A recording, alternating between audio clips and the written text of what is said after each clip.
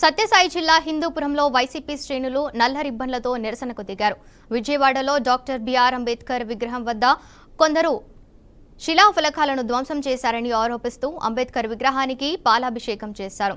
తమ ప్రభుత్వం hello doctor BR Ambedkar విగ్రహం ఏర్పాటు చేశారని, అయితే కొందరు దుండగులు శిలాఫలకాన్ని ధ్వంసం చేశారని, ఈ ఘటనకు పాల్పడిన నిందితులను కఠినంగా శిక్షించాలని డిమాండ్ చేశారు.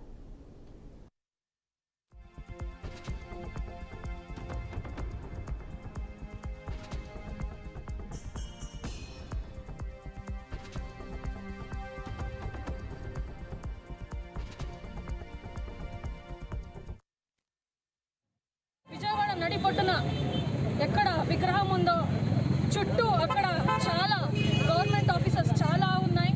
అయినప్పటికీ ఇంత భద్రత ఉన్న ఆ సిటీలో కొన్ని ఎల్లో గూండాలు వచ్చి అక్కడ లైట్లు ఆఫ్ చేసి హానికరమైన పరికరాలు తీసుకొని విగ్రహంని ధ్వంసం చేసినారో, అదే కాకుండా నామఫలకాలు ఏదైతే ఉందో దాంట్లో మన పార్టీ అధినేత అప్పట్లో మన ఇప్పుడు మాజీ ముఖ్యమంత్రి అప్పుడు ముఖ్యమంత్రి మన వైఎస్ జగన్మోహన్ రెడ్డి గారి పేరుని ధ్వంసం చేసినారు. ఇటువంటి నీచమైన కృత్యం వాళ్ళు పాల్గొన్నారు. ఇటువంటిది మన ప్రజలందరూ చూస్తున్నారు.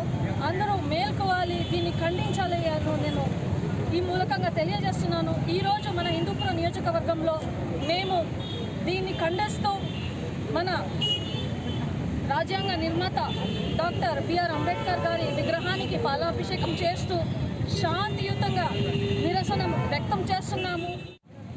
విజయవాడ నడిపొట్టున ఎక్కడ